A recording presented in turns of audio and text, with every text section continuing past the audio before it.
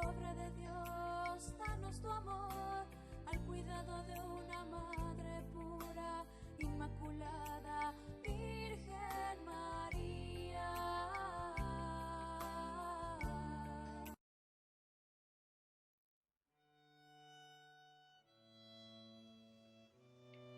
Pequeña historia de un sacerdote, don Francisco Gátola, fundador de las Hermanas Hijas de la Santísima Virgen Inmaculada de Lourdes. 1998, centenario de la muerte. En estas pocas páginas se cuenta la pequeña historia de un sacerdote.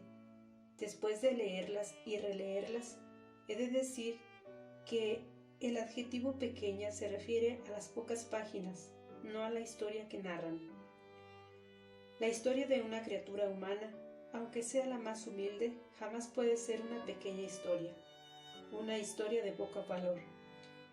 En efecto, la narración de una criatura humana es el relato de un evento absolutamente extraordinario en el universo entero, el evento de la vida. Nosotros no le hacemos mucho caso porque vivimos inmersos en él. Tampoco el pez se fija en el agua hasta que alguien se la quita. En estas pocas páginas se narra la historia de un creyente, más aún de un sacerdote. Y en este caso, el evento traspasa cualquier límite del tiempo, porque la vida parte de sus orígenes, la eternidad divina, y tiene como fin verdadero su punto de partida.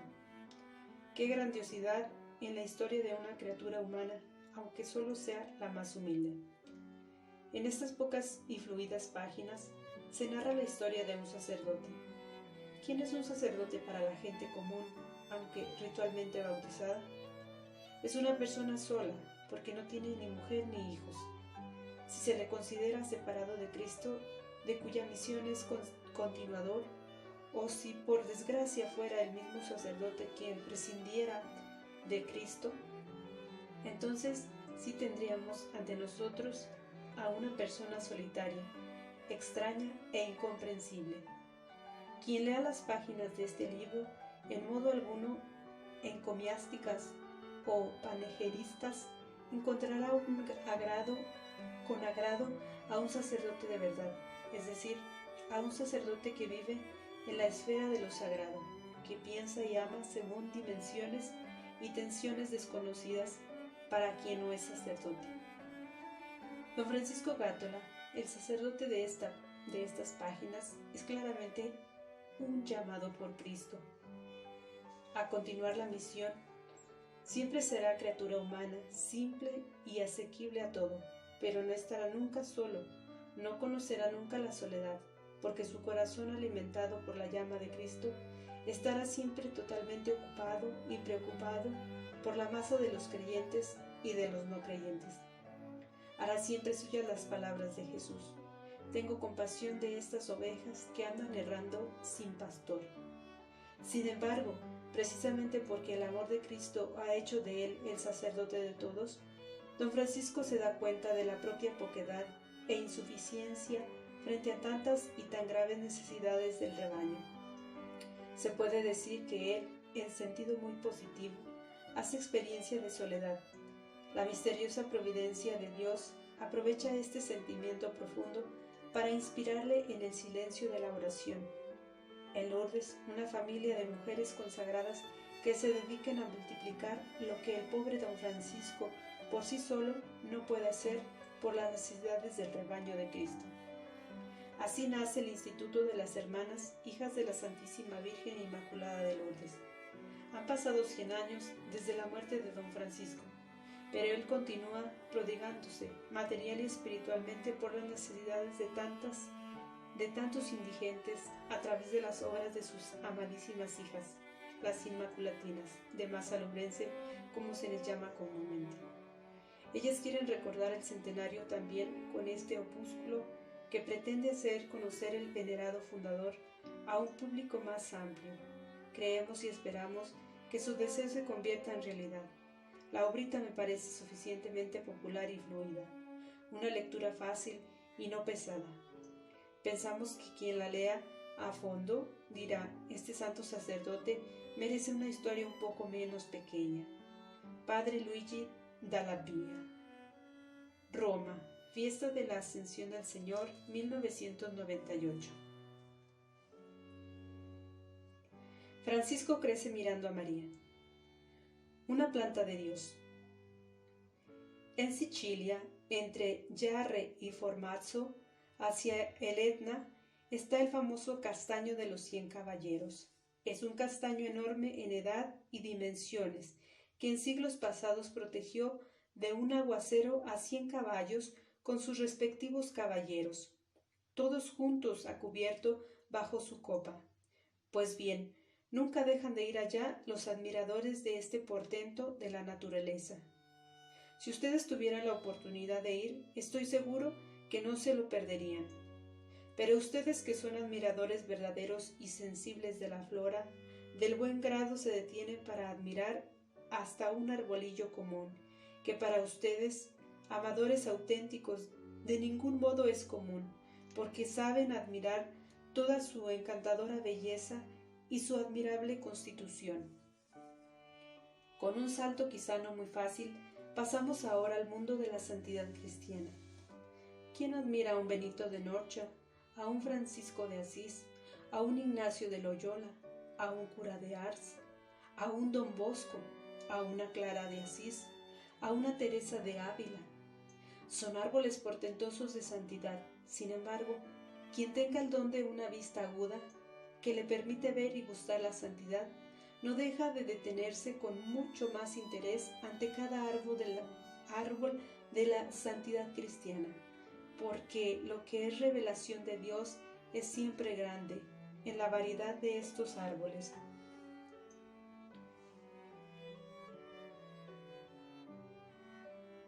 He aquí a un sacerdote napolitano del siglo XIX, don Francisco Gátola, fundador de un instituto religioso femenino, las Hermanas Inmaculatinas. Lo encontrarán sin duda muy interesante y admirable.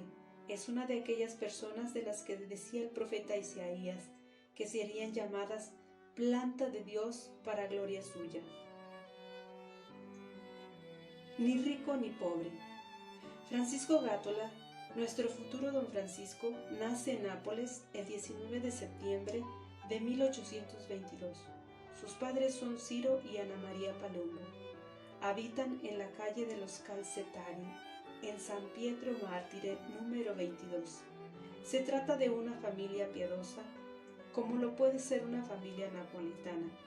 Sin embargo, no es numerosa, solamente 2 hijos, Nicolás, nacido en 1821, y Francisco en 1822. Francisco, bautizado el mismo día de su nacimiento, mientras la ciudad celebra la fiesta de su gloriosísimo patrón, San Genaro, del cual recibe también el nombre, como si no bastase además el de Luis. Este último santo debería ayudar al niño a crecer en inocencia. San Genaro debería ocuparse de hacer de él un napolitano veraz.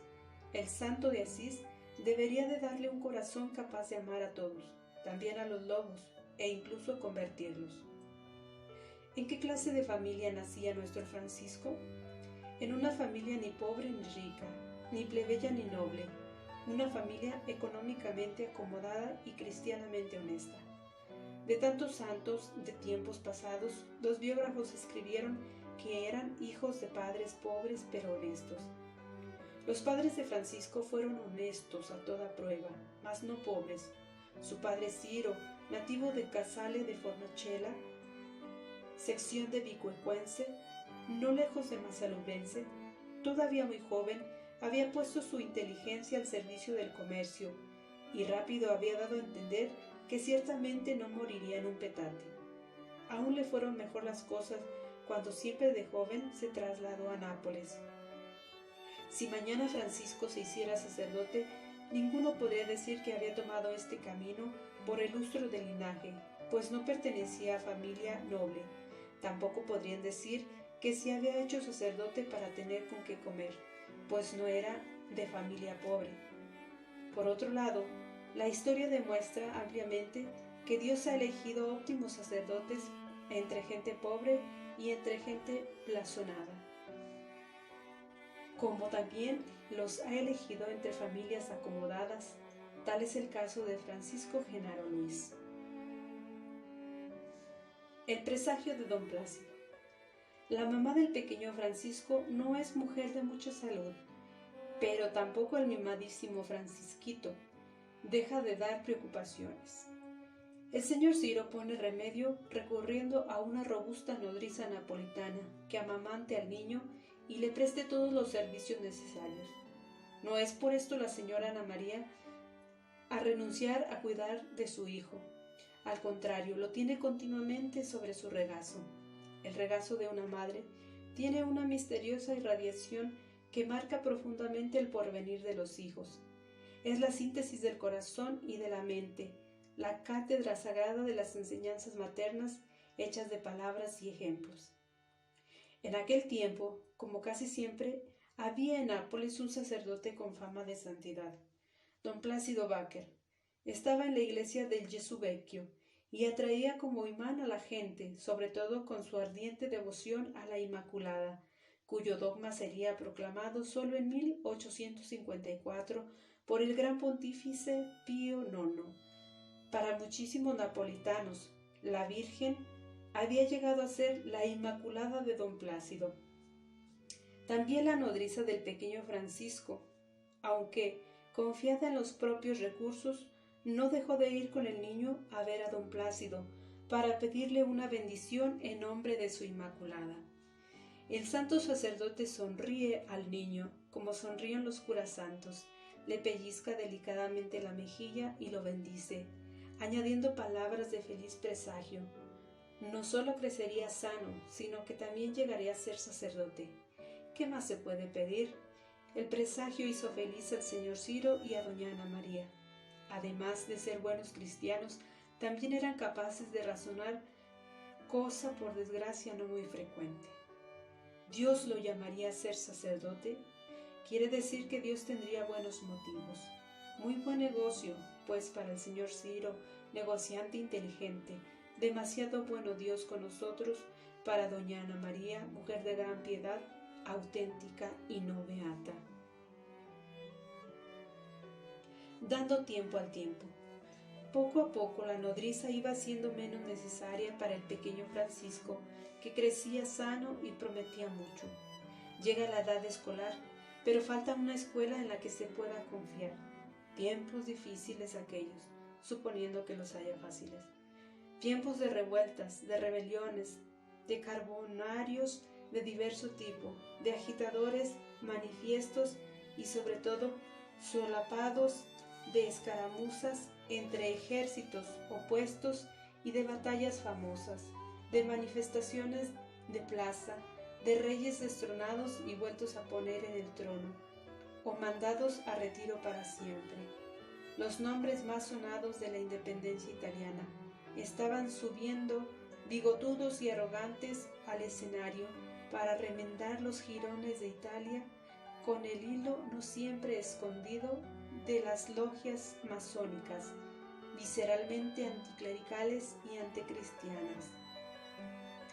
¿A dónde podría mandar a la escuela a sus dos hijos el señor Ciro?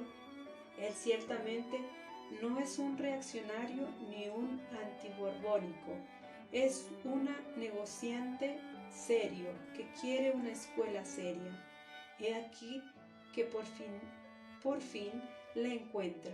Manda a los dos al seminario menor de Vicuecuense. Allí sí que se estudia en serio y se está lejos de los peligros. Presagio cumplido. El seminario menor de Vicuecuense, por desgracia, es excepción a la regla.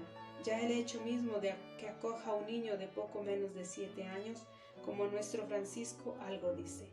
En efecto, el largo tiempo de la sede episcopal diocesana vacante había favorecido la rápida decadencia del seminario. Lo advirtió enseguida el señor Ciro, que procuró llevarse de nuevo a sus dos hijos a Nápoles. ¿Para qué gastar dinero si no se obtiene el fruto esperado? Fue brevísima la permanencia de Francisco en el seminario, un año apenas, pero nadie puede impedir a la providencia realizar su obra, tantas veces tan misteriosa. Las prácticas religiosas, aunque reducidas al mínimo, el llevar vestido clerical como se acostumbraba en aquellos tiempos, hicieron brotar en la buena tierra de Francisco un germen casi inadvertido por él. Es bello hacer las cosas de Dios.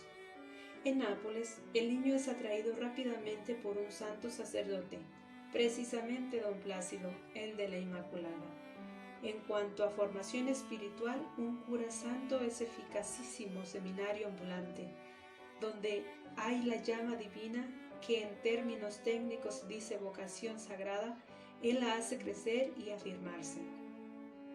Francisco muy frecuentemente está con don Plácido y llega a ser su monaguillo. Le ayuda a la misa con sotana de seminarista, más aún la lleva como hábito normal, incluso fuera de la iglesia. Don Plácido tantea el alma del niño, la vuelve a tantear, la toca con algunas palabras buenas y observa la reacción. Francisco puede llegar a ser un sacerdote santo. El 12 de agosto de 1830, Francisco recibe la confirmación. ¿Quién va a ser su padrino? Es lógico, don Plácido, el sacerdote que todos se disputan.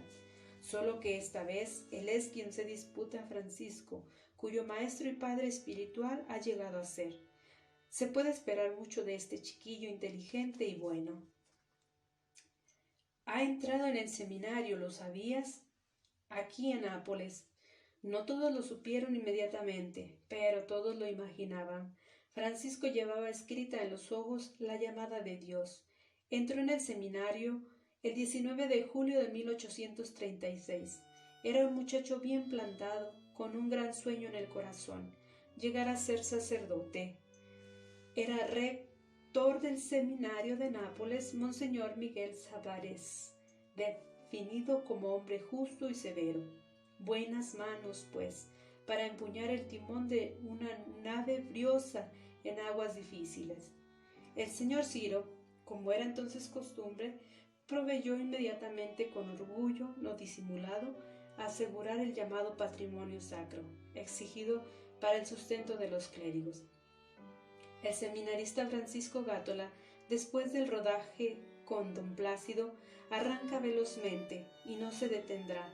Tiene sin duda las pruebas propias de un joven normal, pruebas providenciales para ser un sacerdote seguro el día de mañana.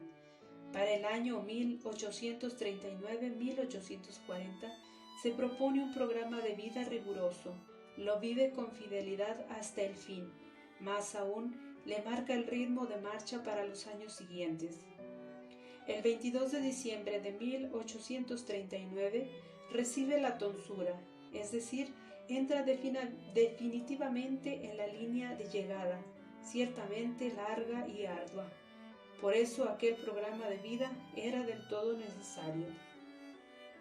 El 26 de septiembre de 1843, Francisco es subdiácono. 21 de septiembre de 1844 es diácono. En estas circunstancias el tiempo no tiene medida para Francisco, tampoco los sentimientos de su corazón tienen medida. El 19 de diciembre de 1846, Francisco finalmente es consagrado sacerdote por el cardenal Sixto Riario Sforza en la Basílica de Santa Restituta de Nápoles, por la solemnidad del rito, por las circunstancias que lo rodean, por la expansividad alegre del carácter napolitano. Aquel debía ser un día de estrépito sagrado. No lo fue para don Francisco. Fue inmensa su alegría sin duda, pero del todo serena e interior, como un éxtasis silencioso por la grandeza infinita del don recibido y de la responsabilidad que él mismo entrañaba. Ser consumado por el pueblo de Dios. El día después de su consagración sacerdotal, exactamente el 20 de diciembre de 1846, don Francisco tuvo la inmensa dicha de celebrar primera misa en el altar de la tan venerada Inmaculada de don Plácido en la parroquia de Gesù Vecchio. Dios mío, qué recuerdos aquella mañana de gracia. Allí de niño había empezado a ayudar la misa como monaguillo, soñando en el porvenir. Ahora el sueño es realidad, el pequeño Francisco ha llegado a ser sacerdote de Dios. ¿Y quién le ayuda la misa? Es el ya anciano don Plácido. Qué misteriosos son los caminos de Dios y cómo son conmovedores. La primera misa de don Francisco es toda ella una fiesta interior, sin fasto ni solemnidades externas que pudieran distraer el recogimiento interior del nuevo sacerdote que apretaba entre sus manos temblorosas al Cristo Eucarístico. Única cosa solemne de aquel día fue solo el regalo tan significativo y en verdad insólito de su padre, un gran altar enriquecido con piedras e imágenes valiosas, una obra maestra de arte y de piedad que las inmaculatinas conservan amorosamente en la capilla de la casa madre en Massalurense. Don Francisco, joven sacerdote, habita en la casa paterna en Vía del Calzetari hasta la muerte de su mamá, 1856, y de su papá, 1861. Quizá es más justo decir que la casa paterna es su refugio después del constante ajetreo sacerdotal. Predica y confiesa en su parroquia de Portanova y en la querida iglesia del Gesù Vecchio, donde tiene una capelanía fundada para él por la generosidad de su padre. Sin embargo, don Francisco se siente llevado más allá a la evangelización y al contacto directo con las almas. Por esto se inscribe en una asociación sacerdotal fundada por San Alfonso María de Ligorio, cuyos miembros se ponen a disposición de las necesidades pastorales más urgentes de la diócesis de Nápoles y a veces también de otras. En aquellos tiempos se trataba sobre todo de predicación de triduos, novenas, misiones populares, y puesto que la gente se convertía de verdad, es decir, se sentía reflejada en las exigencias del Evangelio, los predicadores tenían que dedicarse por muchas horas a las confesiones, trabajo muy pesado en los confesionarios que frecuentemente más parecía instrumento de tortura, no para los penitentes, sino para el confesor. El deseo de don Francisco es ser un sacerdote molestado y consumado por el pueblo de Dios, y en verdad que no le faltaban ocasiones, porque se le conocía como predicador de Jesucristo, de palabra fácil, enemigo de pompas retóricas vanas. Cuando encontramos a un sacerdote así, Dios nos toca el corazón. Estos son los grandes sacerdotes, mucho más grandes que el famoso castaño de los 100 caballeros.